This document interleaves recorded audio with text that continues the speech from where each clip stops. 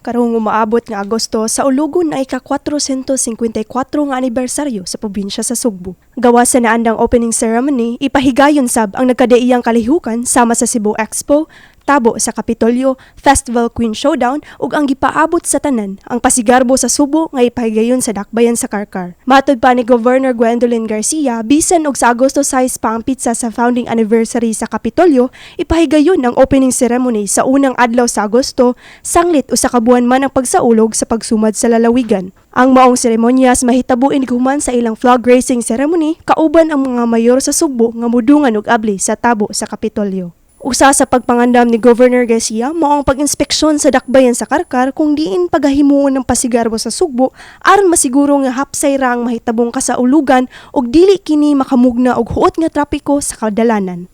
I have gone to the Karkar Oval nganto sa ilang sports complex to see and to decide on the actual stage placement, the distance, and all of this, and even gone around the roads kung asa moagi ang atong street dancing.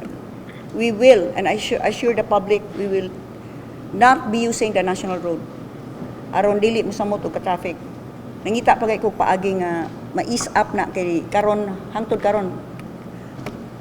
Grabe ang traffic dito. Giklaro sab ni Garcia nga ang 2 milyones pesos nga cash subsidy nga ipanghatag sa 50 ka local government units nga mosalmot sa pasigarbo dili lang alang sa ilang presentasyon kundi hinabang sab alang kanila. Well, the biggest event, as you all know, is the Pasigarbo sa Sugbo, and that is why we have already met with all of the mayors, the choreographers, and the tourism officers. I have already told them the subsidy that we will be giving them, 2 million each. Sa akong giingon, kaning 2 million sa kadtong wa kaayo nakasabot. Dili ni kay para igasto-gasto aron magsayaw-sayaw. Kaning kwartaha inighatag nako ani nga lungsod. Adto nimo punta sa mga manahi costumes, sa choreographers, dance masters, mismo ang mga bata, ang mga performers. Ang katong namaligya banana cue nga reskilid para sa snacks that is pouring in cash for the local economy. And so, ato na gi-commit, in fact, mang-release na taana. Sa laing bahin, gipahibaw sab sa gobernador nga ang iyang State of the Province Address ipahigayon karong Agosto 11. As you may have noticed, I have not yet delivered the State of the Province Address. I shall deliver this on the 11th of August. In the past celebrations of the anniversary, we used to call this the Governor's Night.